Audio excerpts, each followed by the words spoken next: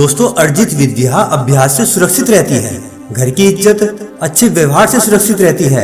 अच्छे गुणों से इज्जतदार आदमी को मान मिलता है और किसी भी व्यक्ति का गुस्सा उसकी आंखों में दिखता है। जब आप सफर पर जाते हैं तो विद्या अर्जन ही आपका मित्र है। घर में पत्नी मित्र है, बीमार होने पर दवा मित्र है और अर्जित पुण्य मृत्यु के बाद एकमात्र मित्र है।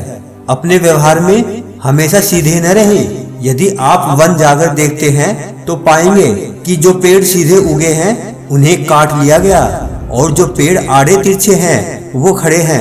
व्यक्ति इन 3 बातों से सदैव संतुष्ट रहे। खुद की पत्नी, वह भोजन जो विधाता ने प्रदान किया और उतना धन जितना ईमानदारी से मिला।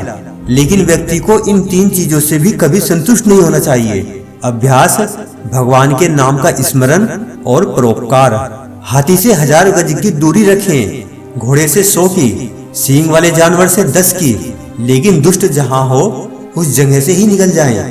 इन बातों पर बार बार गौर करें। सही समय, सही मित्र, सही ठिकाना, पैसा कमाने के सही साधन, पैसे खर्च करने के सही तरीके और आपके ऊर्जा स्रोत। जिसके पास धन नहीं है पर विद्या है वह गरीब नहीं है, वह तो असल में रईस है। लेकिन जिसके पास विद्या नहीं वह तो सब प्रकार से निर्धन है।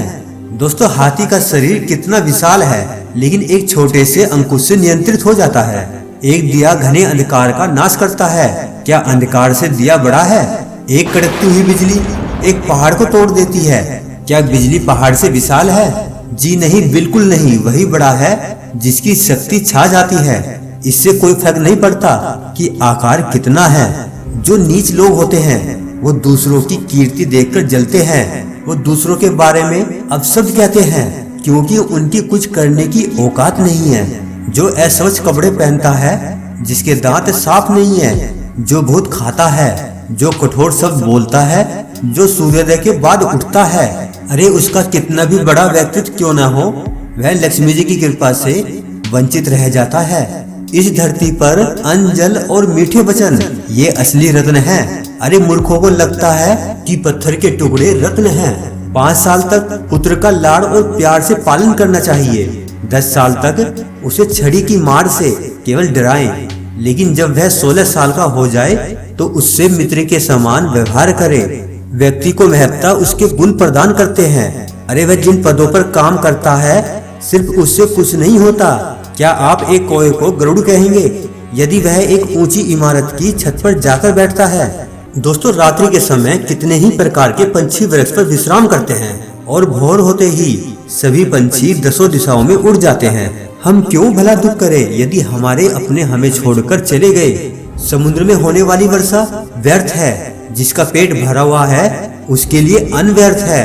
पैसे वाले आदमी के लिए भेंट वस्तु का कोई अर्थ नहीं और दिन के समय जलता दिया व्यर्थ है।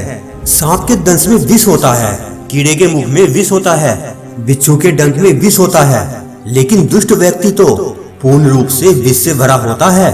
दोस्तों, शक्तिशाली लोगों के लिए कौन सा कार्य कठिन है? व्यापारियों के लिए कौन सी जगह दूर है? विद्वानों के लिए कौन सा देश विदेश नहीं है? और मृदुभाषियों का कोई शत्रु नहीं है। जो उद्यमशील है वो गरीब नहीं हो सकते। जो हरदम भगवान को याद करते हैं उन्हें पाप छू नहीं सकता। जो मौन रहते हैं वो झगड़ों में नहीं पड़ते और जो जागृत रहते हैं वो निर्भय होते हैं।